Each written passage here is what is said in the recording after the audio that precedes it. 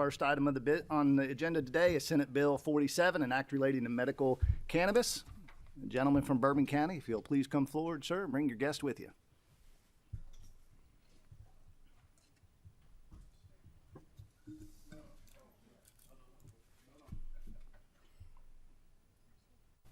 We may need just a second, Mr. Chairman. Yes, sir.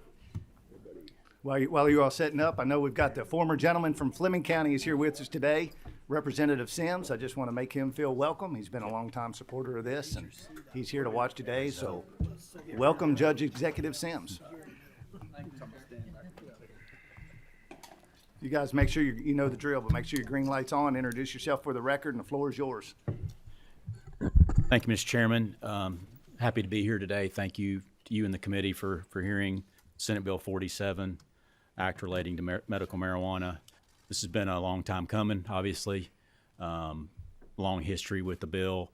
What I'm going to do, Mr. Chairman, is give like a 1 minute, 2 minute history, just hit some bullet points, then I'm going to flip it over to my guests to discuss. My name is Steve West. I'm Senator representing District 27. Jason Nemus, House District 33. Al Gentry, House District 46. Eric Crawford, Mason County. Mark Hart, House District 78. John Sims, Fleming County Judge Executive. So my journey in this started about 5 years ago. I represent Mason County, Kentucky, and I had a couple of constituents approach me about carrying a medical marijuana bill, Eric and Michelle Crawford. Eric is with us today. They are dogged advocates for medical marijuana, and they've done a great job convincing people over 5 years' time that this is what we need to do in Kentucky. This would make us one of about 37 other states that already have medical marijuana on the books. And once I met Eric and Michelle, I was not interested in the subject, had no intention of being involved. But they had a resolution passed with the Mason County Fiscal Court, and they convinced me pretty quickly that it's a good thing. It's time to do something about it and move it forward in Kentucky. I filed a bill in the Senate.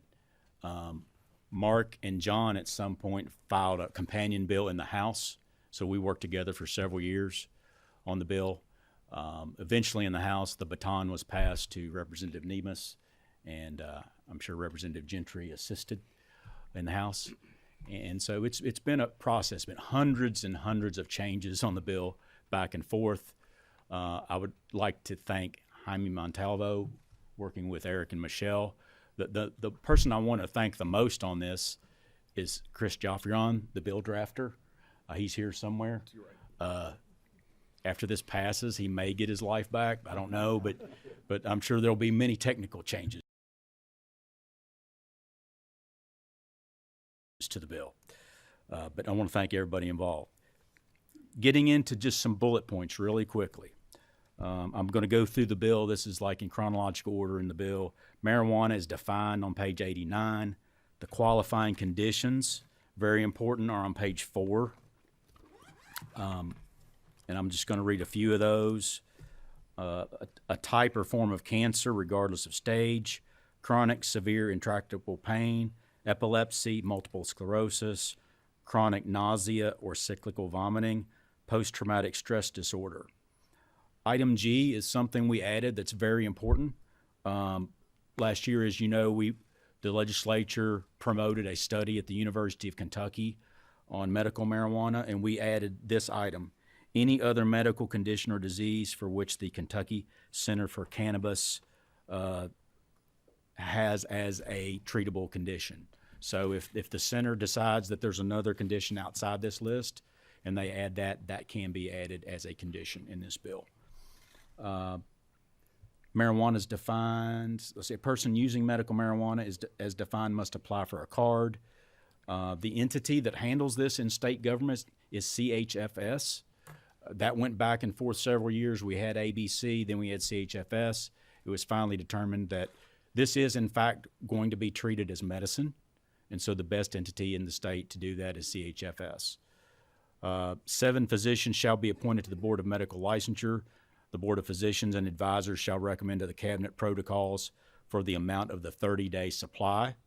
A patient under 18 shall not possess, purchase, or acquire medical cannabis without the assistance of a designated caregiver. There is limited reciprocity for visiting patients from other states. So if a patient comes in from Colorado or California, they don't have free reign to bring in whatever they want and however they want to do it. They are restricted to our standard setup in Kentucky. There are strict guidelines as to how the medical cannabis is to be stored, contained, used, and transported.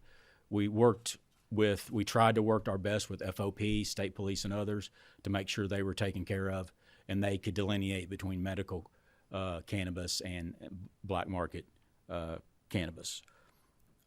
Persons shall not be allowed to operate cars, vessels, or aircraft under the influence. Item 12, this is a very, very important provision in this bill. This bill, if enacted, does not go into effect until January 1st, 2025.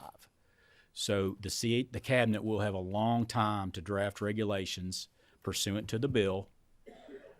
We will be back in session one more time before those regulations go into effect. So you'll get another bite at the apple to take a look at everything that's flowing through the regulatory process, and we'll have another chance to make technical changes as we move forward. A physician or advanced practice registered nurse who is authorized to prescribe controlled substances shall be the people providing written certifications. Once someone has a written certification, they must apply to receive an identification card. The Cabinet shall set out separate licenses for each of the entities that operate a cannabis business. One thing I want to talk about here real quickly is there are different tiers and types of licenses. That's found on page 41 of the bill. There are cultivators, dispensers, processors, producers, and a safety compliance facility. There has been a little talk out there about whether or not Kentucky producers are able to compete and operate in this environment. I believe they are. If anything, I believe this favors Kentucky producers because the product needs to be produced within the boundaries in the state of Kentucky. The only thing this bill does is sets up 4 tiers of cannabis cultivators, and makes them apply and receive a license. So as long as you fit one of the tiers, you apply and receive a license, you're able to be a cultivator in the state of Kentucky. So we applied what I feel is free market principles inside this bill where those people are able to apply for the license. That is a quick rundown on the bill. I'm open for questions. Once again, I thank you and the members of the committee for hearing us. I think I'm going to turn it over to Mr. Crawford at this time.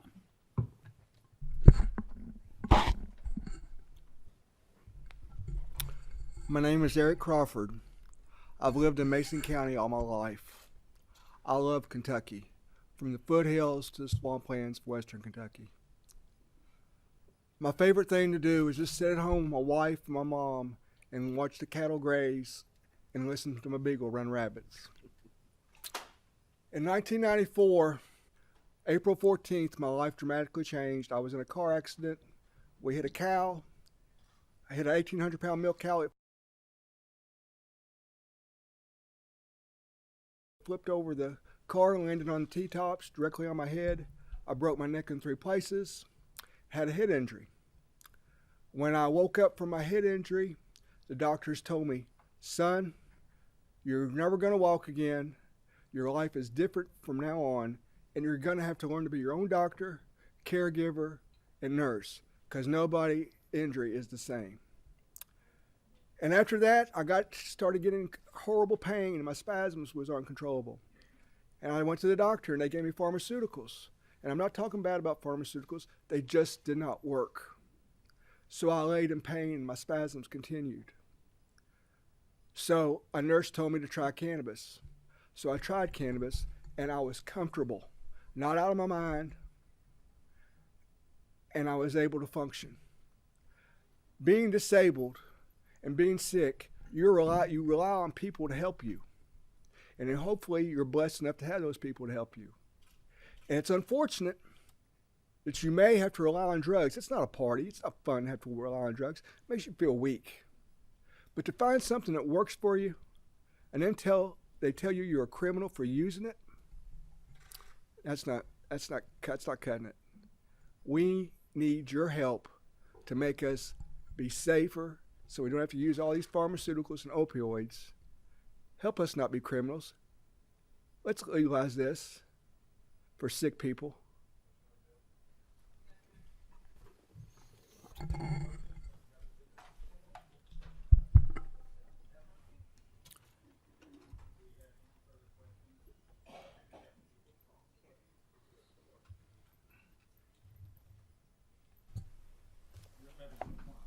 Thank you, Mr. Chairman.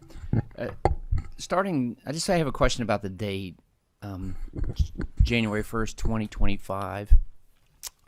Why not like July 1st, 2024? Was there something significant that would happen in those 6 months, or if it's coming off session? Or Senator West, please.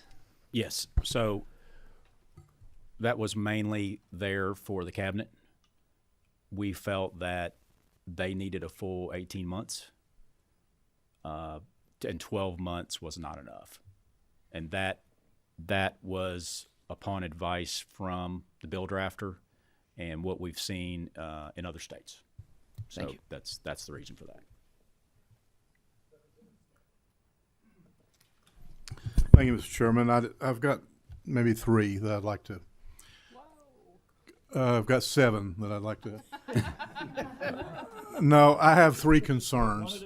I have three concerns. First of all, I co-sponsored Representative Needham's bill last time. I'm an advocate for medical marijuana. I think there's a place for it. In saying that, and reviewing the bill, I ran across some things that kind of hesitates me. One of them is vaping. It just seems like it's kind of exploded in the last year to 2 years in our schools, and it's become an issue. And I'm talking about overdoses. Would the sponsor have an issue with vaping being taken out? And if so, why? I personally probably would.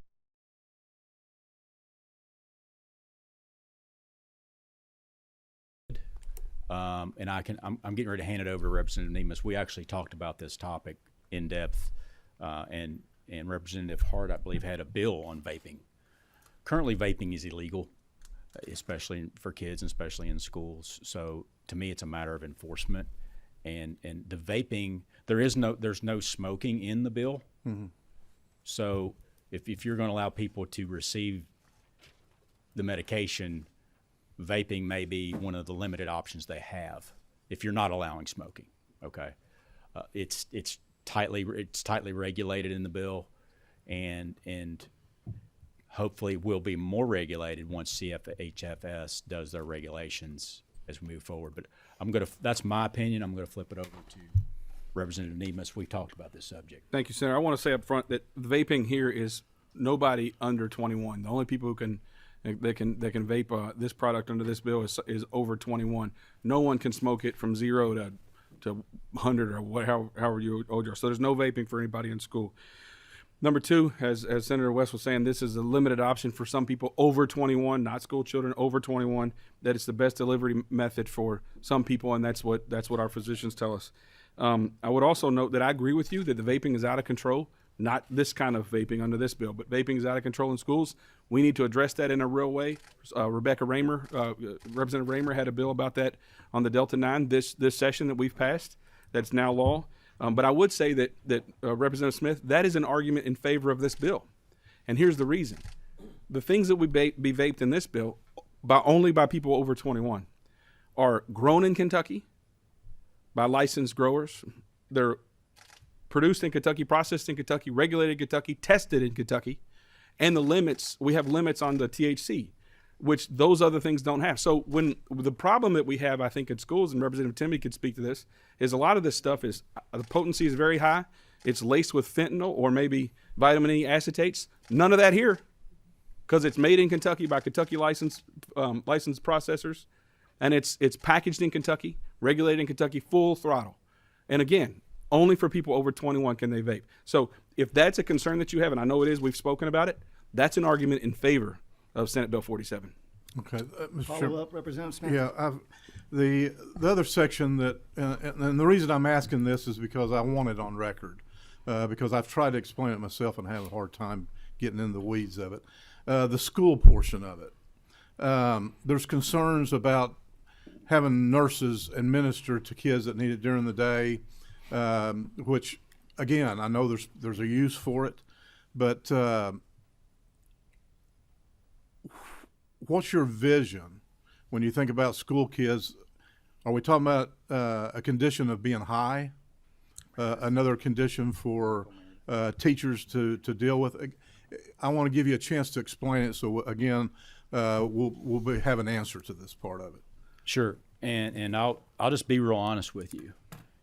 If the House pulls that portion out and the bill passes, I'm totally fine with that. Mm-hmm. This is a long, complicated bill that's been hammered out over a 5-year period. So it's clear there are going to be technical changes in the future next year, I'm sure. But I would be open to that. The reason we place that in there is we try to treat it just like any other medication. And that's how other medications are given to kids while they're in school currently. If you're under 18, you have to have a caregiver that helps you with your medication and gets the card and works with you on that process. So a kid can't just go out and get this stuff. I mean, they have to have a caregiver involved, and the caregiver has to work with the school nurse, and there has to be, a regimen involved in that process. So, okay, final question, Mr. Chairman, is so I'll understand it.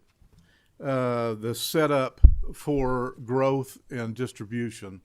I know you have to be licensed. I know you have to, but we also know that cannabis can be grown different ways. We know that it can be, my understanding is, a stronger portion, stronger type of a substance on it. What is in a nutshell, the process on licensing the farmers? Are we opening this up to any farmer that has a farming as a trade? Are we opening it up to everybody having the opportunity? I guess is what I'm trying to say. Yes, I'm going to give a brief statement, and then I'm going to let Representative Nemes chime in because we've talked about this as well. In my opinion, if this is going to be grown in Kentucky, it's most likely an indoor grow. That's the way this is set up. You have the 4 tiers of cultivators. The tiers are based on square footage of space. Okay. So the cabinet will regulate each tier, and there will be the different licenses set up. We have not set the fees up in here. So the cabinet will be bringing us their idea on what the fees should be to operate the program. All right. Thank you, Mr. Chairman. Yeah. Okay, Representative Bratcher.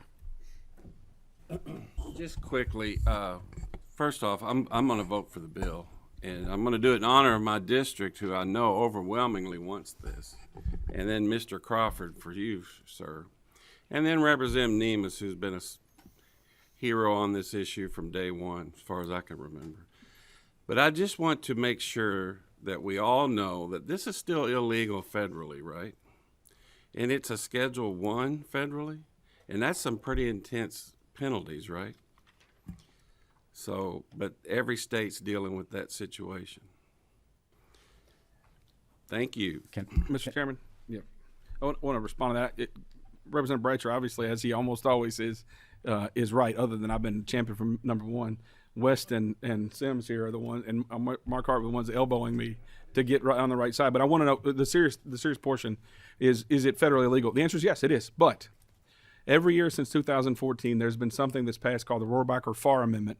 That's been in every budget since 2014 by the United States Congress, and it said that no enforcement dollars from the Department of Justice shall be used in concerning marijuana in states that have legalized a medical or recreational medical marijuana program. So while it's true that it's a Schedule I and illegal from the United States Congress, 37 states have passed it, obviously, but Congress every year since 2014 has said in states that have a medical program there will be no enforcement of federal law. So thereby, in those states saying it's not illegal.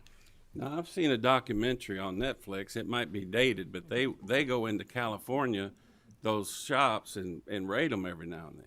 Yeah, well, you have to be in compliance with the state law. So if there are growers in Kentucky that are not in compliance with the state program that we're about to hopefully enact, then that will be in violation of federal law. So you have to be in compliance with the state law. So if I haven't seen that documentary, Representative, but if there are growers or sellers in California that aren't complying with whatever California's laws are, then that is a federal violation. And sorry, Judge, you were the first. Okay, let's go with Representative Herron. Thank you, Chairman. Thank you all for bringing this bill forward. I do want to first say that I am in full support of this piece of legislation, as well as support of full legalization, also recreational, just for the record. But one of the questions, and I think Representative Smith touched on this a little bit, is about the licensing part. One thing that I am a little concerned about or would want to work further on is just making sure that when these licenses are given out to folks, that we make sure that we are doing some heavy regulation on that it's Kentucky folks, Kentucky businesses, and then also that we have some portions in there around some racial equity, making sure that minorities, women, black folks, brown folks also have access and an equal opportunity to get into this industry. And so I look forward to working with you all to make sure that those things happen in the future. I can make a quick comment on that. This, like I said, this is a free market bill. Everybody has a chance. You're at a level playing field. The one thing we probably can't do is we cannot mandate only Kentucky producers.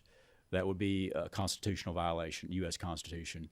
So even if we wanted to, we could not put that provision in the bill. Can I follow up? Yes, ma'am. Yeah, is there a way that we can do some type of percentage, or if businesses are coming in, that there's some type of percentage that they have some type of, that Kentuckians have some type of ownership or partnership with those outside industries? I think that that's very important for folks in Kentucky, that we also make sure that we're keeping that business and that wealth with our people. Once again, I'm not sure. I would have to look constitutionally if we could do that. Maybe Representative Nemes has an opinion on that. Yeah, I think it would violate the Dormant Commerce Clause if we said you had to be a Kentucky business or Kentucky resident. But I will note this. We will agree to go as far as the U.S. Constitution allows us to. We want it to be Kentuckians for a lot of reasons. And those who are getting licensing, the cabinet is going to make sure that they have connections to Kentucky as well, because this is not a wink, wink, nod, nod bill. I know you're for recreational. I am not. And we don't want this to we want those who are running or in this program to be held accountable when they misbehave. And if they misbehave, they need to go to prison, a Kentucky prison. So we'll go as far as the U.S. Constitution allows us to go. I would note also that they have to be grown here. The businesses have to be located here. And so that I think will be one control. But I share your views that we want it to be Kentuckians, residents. I think we'll go as far as the U.S. Constitution allows us to on that score, but we can't require you to be a Kentucky resident, because that would violate the Dormant Commerce Clause. Kentucky proud. All right, Representative Meredith. Thank you, Mr. Chairman. And this is going to piggyback a little bit off the conversation with Representative Bratcher related to regulatory compliance and things like that. Obviously, in previous bills, ABC had been the regulator. I understand with this being medicine, it being moved over to the Cabinet for Health and Family Services. What I was trying to figure out, though, with regulatory compliance comes obviously enforcement. So will CHFS create an enforcement division for this, or will they work directly with law enforcement at the local or state level to have that? Because with ABC, you had a built-in regulatory force, obviously, with their agents with peace officer powers and things of that nature. So how will that be handled in this situation? My vision, I'll give you the Senate vision, and then Representative Nemes can share his House vision, I guess. The thought is everything is under CHFS. They're going to have to stand up an enforcement division for this within CHFS. That's another reason we gave them an extra 6 months. They already have an office there that does some enforcement, but clearly they're going to have their own enforcement division, which I'm assuming will work hand in glove with state police, local police, those type people. I agree with that 100%. That's part of the regulatory scheme that will come up. There will be licensing fees that will be able to pay for that. But I want to note that I say all the time, the lights are bright and the cops have the keys. So law enforcement will be able to, like ABC, will be able to come into these facilities. So if most people I think here know if you sell liquor, then you are giving ABC the right to come into your facility. They don't need a Fourth Amendment. They don't need a search warrant. They just come in and check. So this bill says if you're a processor or a dispensary or whatever, or a grower, law enforcement can come onto your property and check in to make sure that you're doing everything right at any time they want to without notice. So that's in the bill as well. I wanted to make sure that was highlighted. Okay, let's go Representative Banta. Could you indulge me with a couple questions, Chairman?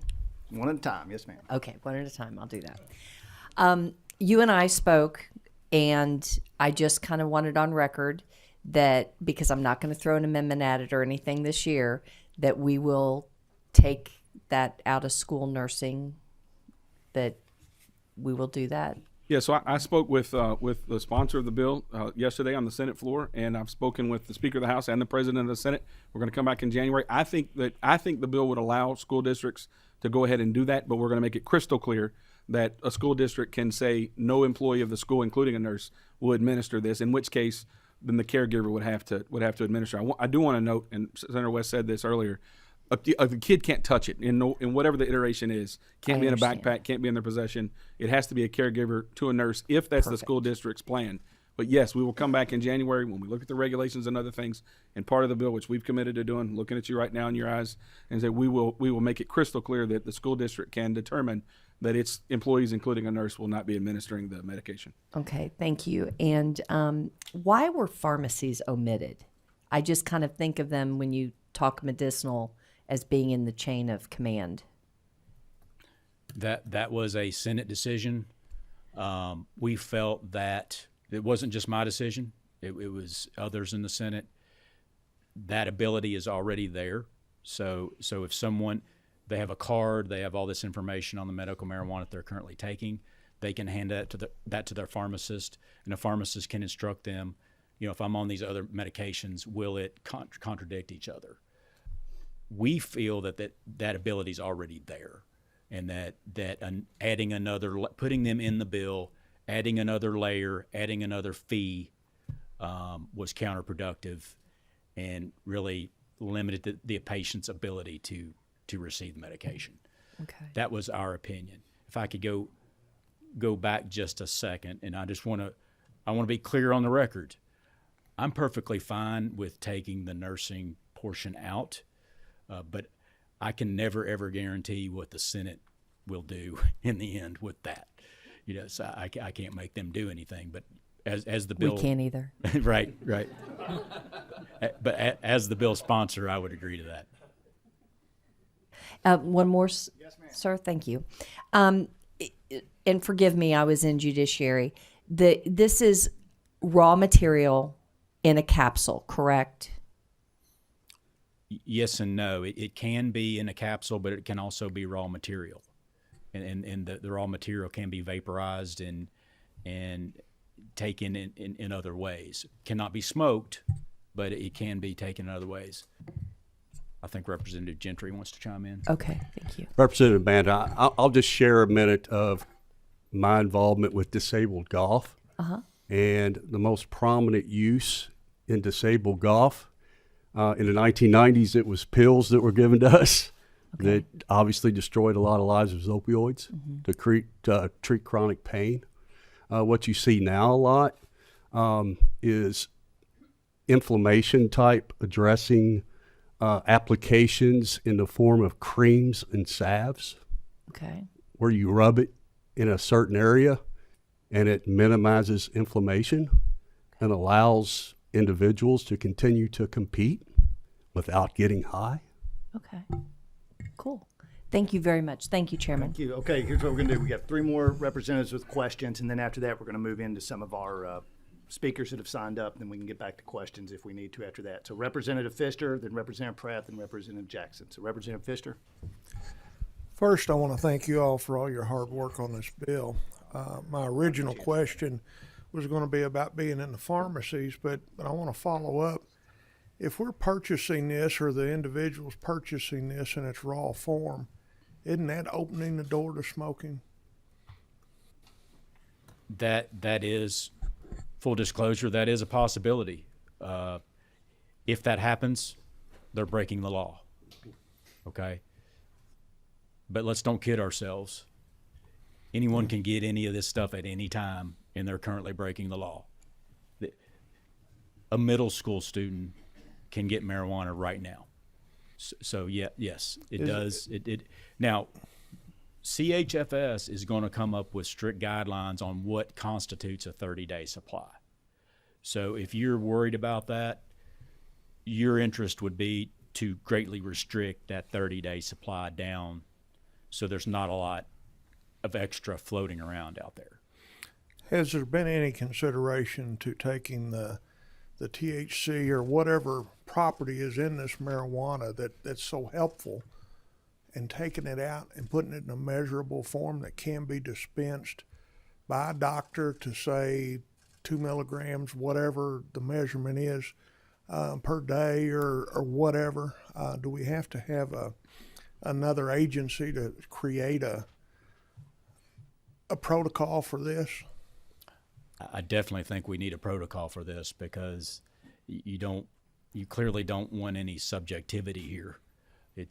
This bill is pretty restrictive. And that's what I'm saying about having the doctors or whatever take these components out and use them in a dispensable fashion, versus hiring an agency over here to put some rules together for us, because we want this. Well, CHFS is working in conjunction with physicians, and there's a separate board set up to advise CHFS, and part of that, we envision that's what's going to happen.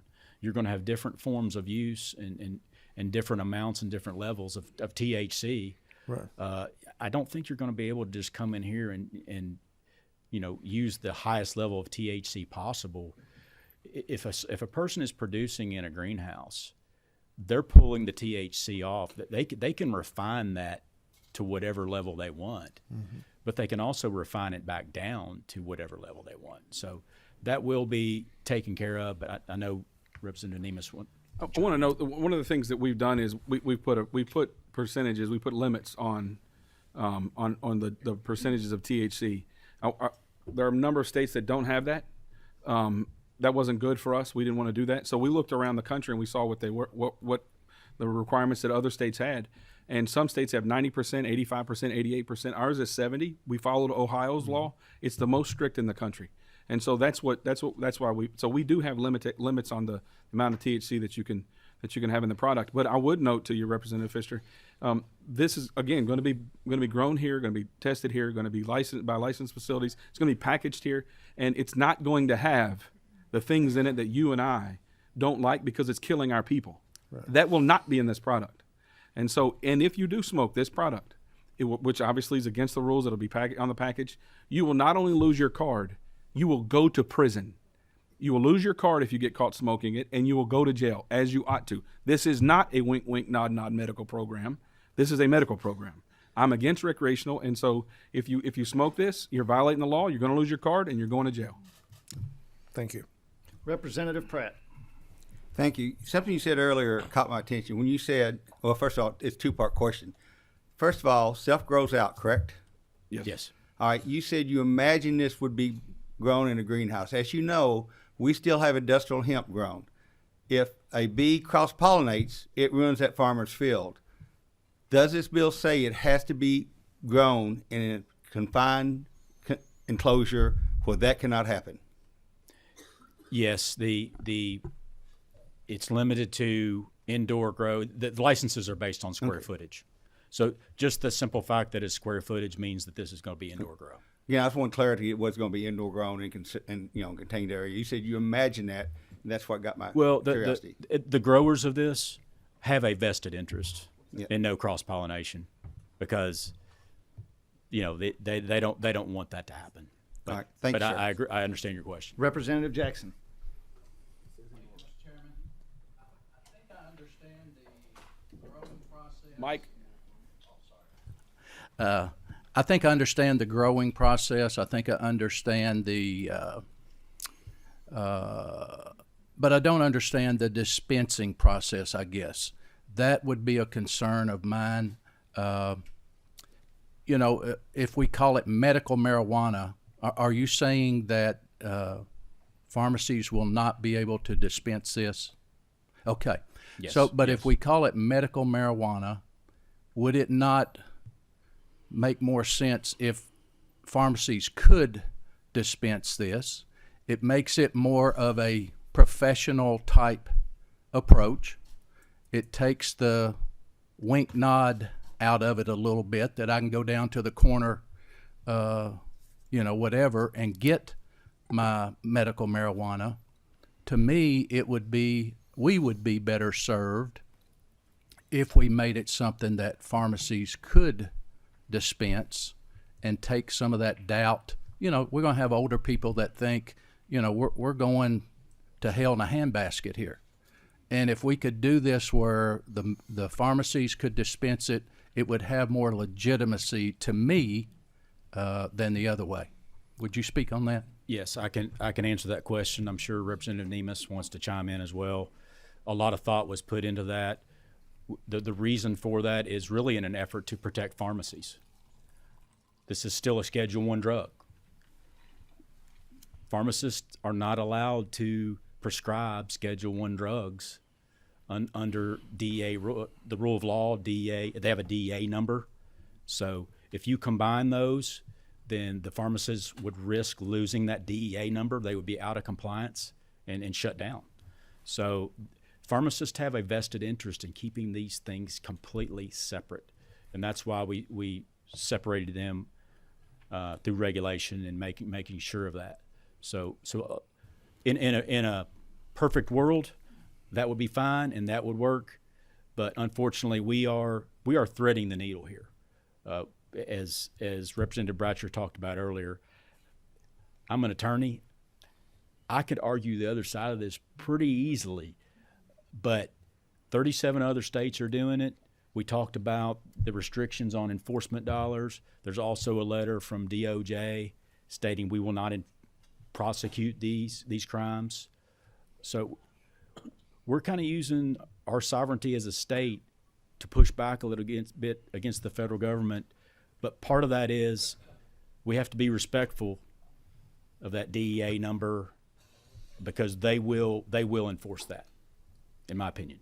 I wanted to clarify, if I could, there's a little bit of misinformation about what was in the House bill that we passed with significant majorities twice.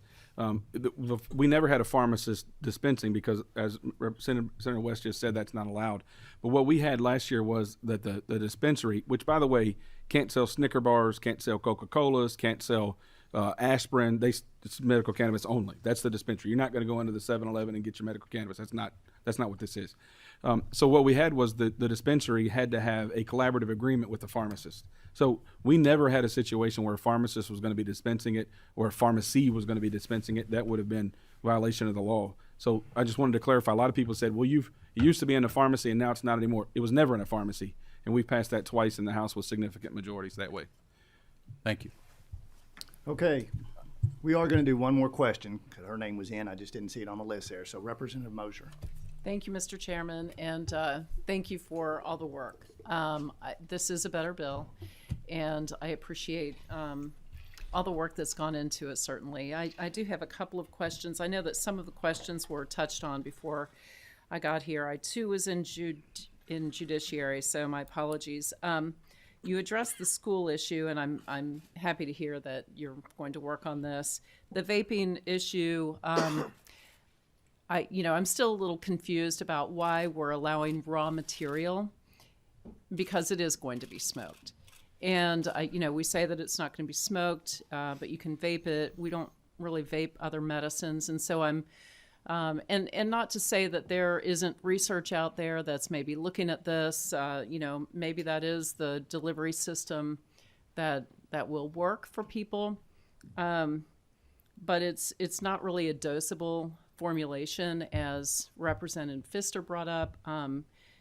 We have a research center who are looking at making this a dosable formulation to really tighten up on and help our physicians and APRNs and those who can recommend. They can't prescribe this because, as you said, they put their DEA license at risk.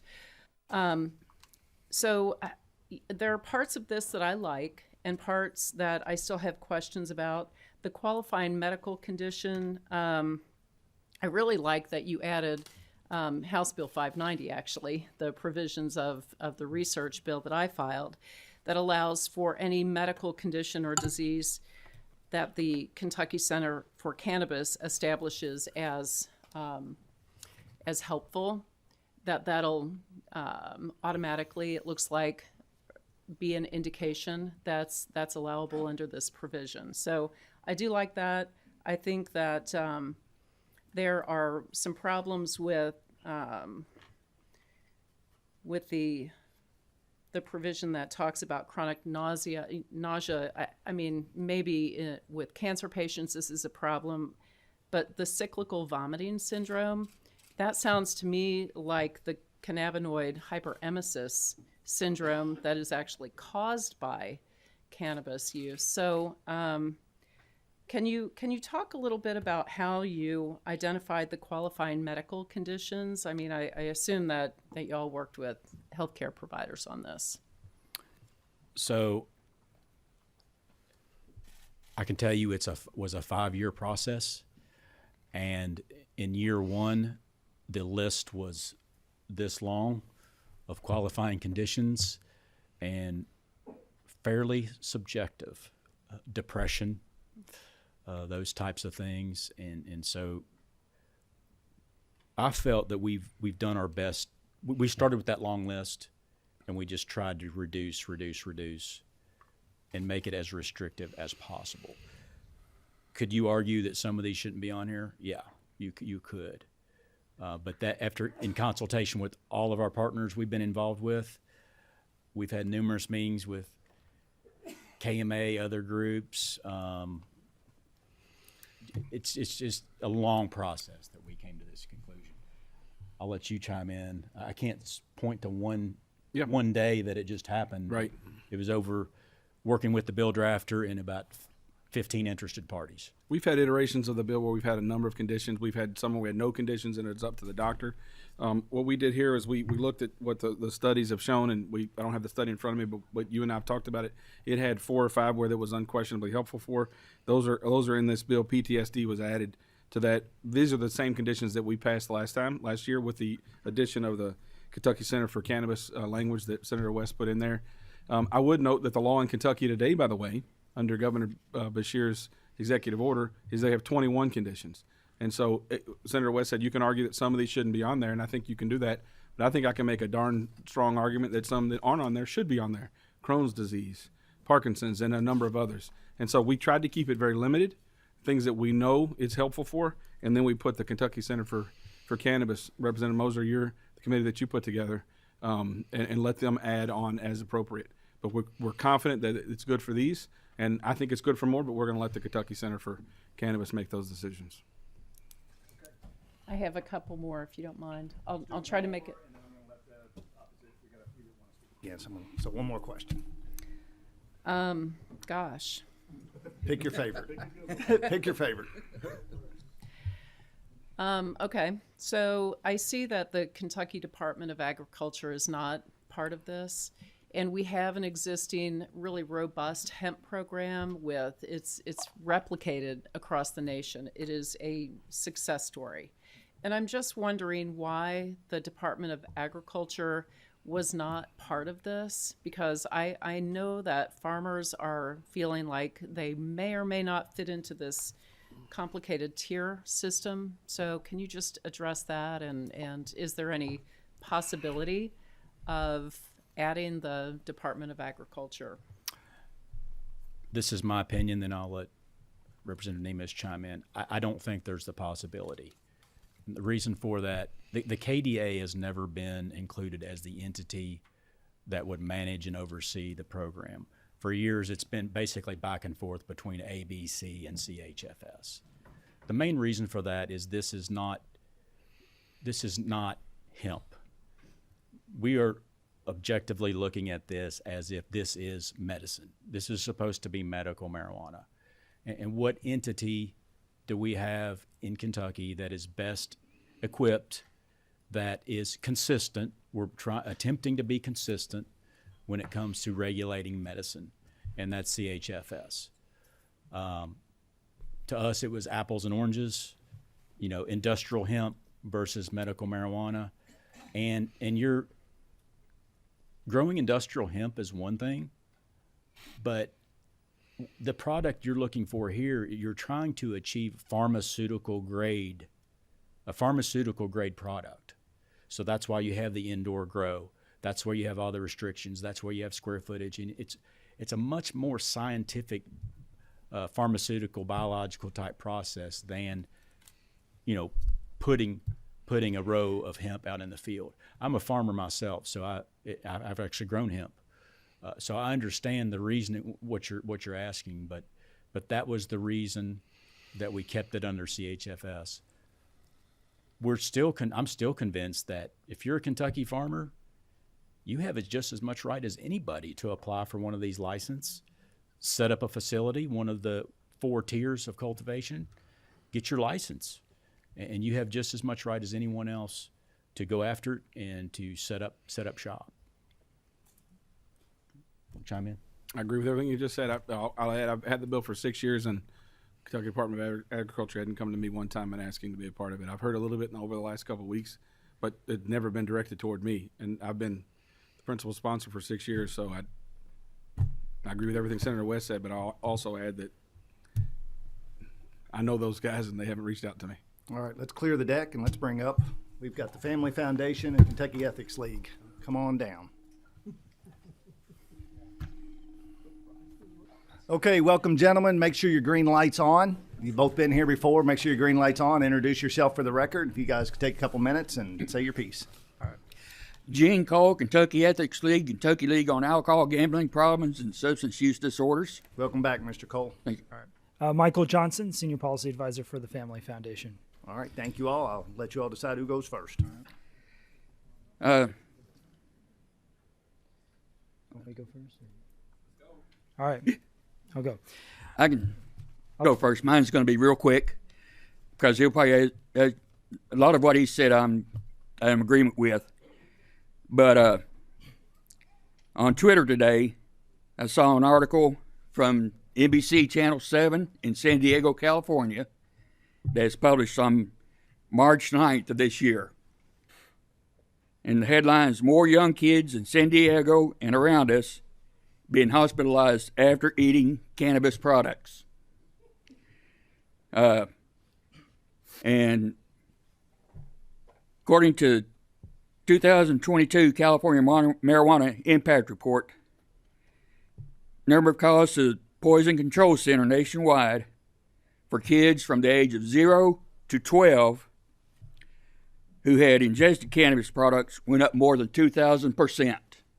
And this is in states that have legalized marijuana in one shape or other. And that was between 2016 to 2021. And the majority of those were 2 to 5 ages. There's a producer up in Massachusetts been under fire because one of their employees, where they take the raw product and turn it into the sellable product, died because of breathing in. They had an asthma attack to the THC cannabis dust because they didn't have proper protections. The producer tried to say no, is another condition that person had, but it's been come out that it was due to the inhalation of the work area. And finally, young people from the ages of 18 to 25 that have committed suicide, it's the most common substance found has been THC of the ones that have completed suicide. that's most common.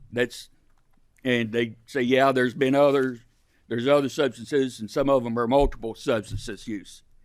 But THC is by far the number one substance found during the autopsies.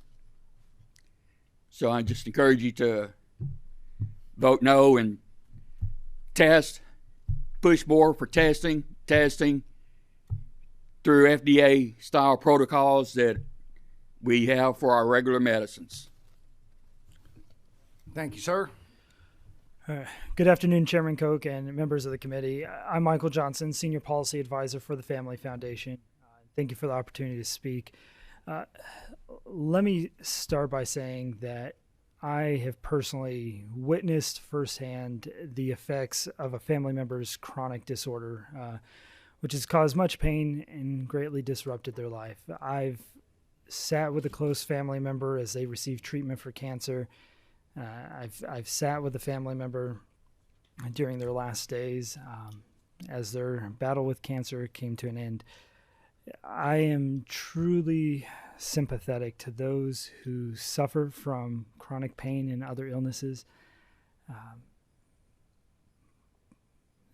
Sympathetic with those that think that marijuana is the answer. But the reality is that there is insufficient scientific evidence that marijuana is safe and effective as a medication. While the majority of states have enacted so-called medical marijuana, those decisions have been political and lacked a careful scientific evaluation of the benefits and risks of marijuana's use. That is why the Family Foundation in 2020 supported House Concurrent Resolution 5. That resolution, which overwhelmingly passed this honorable body, acknowledged the lack of sufficient scientific evidence supporting the use of marijuana for medicinal purposes. It rejected the political decision-making of other states and pledged to develop evidence-based policies. Today, you are being asked to betray the principled position of this honorable body and settle for the erroneous political decision-making of other states. Make no mistake, SB 47 is a deeply flawed bill that falls far short of the previous medical marijuana bills that have passed this chamber and is a far cry from enacting the promised evidence-based policies. As we've even seen here in today's committee hearing, there are multiple problems, multiple important flaws with Senate Bill 47. There are plenty of reasons to oppose SB 47, even if you do favor legalizing medical marijuana. To name a few, Senate Bill 47 legalizes medical marijuana for minors with no minimum age requirement, and even forces school nurses to administer marijuana to card-holding students. I do appreciate the sponsor's willingness to address that issue. Senate Bill 47 also allows for medical marijuana to include the raw plant material, which, as was noted today, is extremely likely to be smoked, regardless of what the packaging says. Also problematic is that it explicitly allows for vaping, as y'all are aware and addressed this afternoon. And contrary to the Commonwealth's 3-day supply limit of prescriptions for other addictive drugs, SB 47 allows medical marijuana card holders to possess a 30-day supply at their home. And if they are a caregiver, it's an additional 30-day supply for each patient. SB 47's THC limits are high, enforcement mechanisms are weak, and the practitioner-patient relationship that can be established in a single appointment and maintained exclusively by telehealth is a joke. To emphasize that the enforcement mechanisms are weak, I want to address Representative Nemes's comment that if you smoke marijuana under this bill, that you will lose your license. Unfortunately, my reading of the bill does not indicate that that would be mandatory. On page 41, lines 12 through 14, it says the cabinet may revoke the registry identification card of any cardholder who knowingly commits multiple violations or a serious violation as sections 1 to 30 of this act.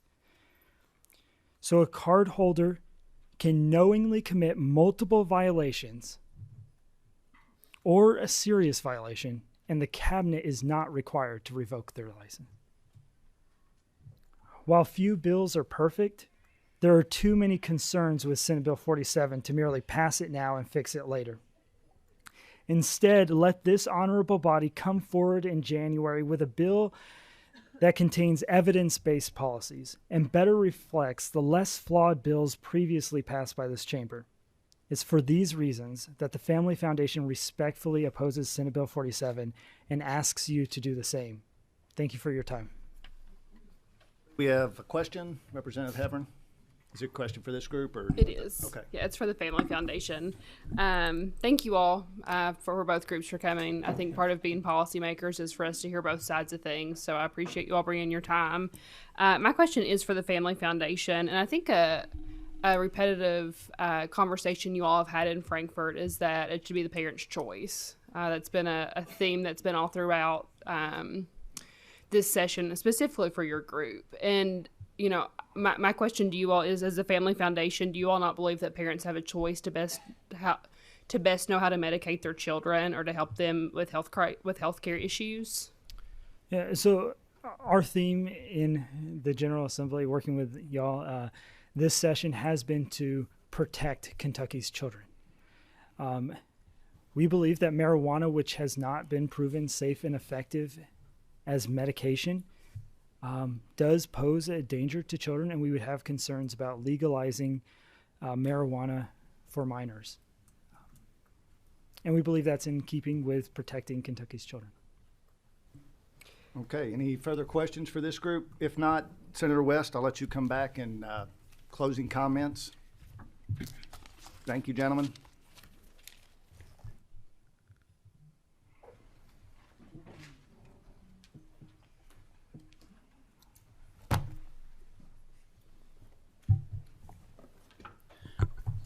Mr. Chairman, I have no further comment. I would just urge passage.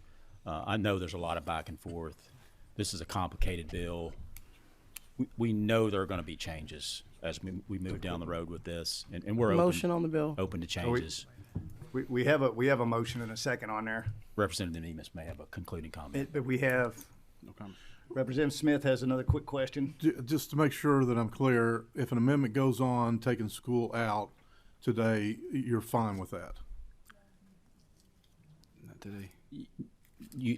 I would say maybe no. I can't guarantee what the Senate No, I will said as do. a sponsor, you're fine. I'm okay with the nursing component. Yeah, the personally school part, being the school part. And I'm not okay with that. And the reason I'm not okay with that is because we are the last day of session. We don't have much time left. We need to get it passed today so we can make sure it gets passed. If we pass it through the House and it doesn't get concurred in the Senate for whatever reason, timing or whatever, then we're another year behind. We need to pass this today. You have my commitment, Representative Smith. You have Senator West's commitment. You have President Stiver's commitment. As I've talked to him and looked him in the eyes, we will get the nurse portion taken care of in January.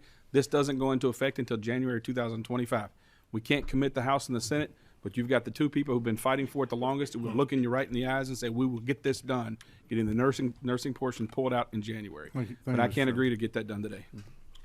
Okay, thank you. We have a motion and a second. We ready to vote? Clerk, please call the roll. Representative Banta.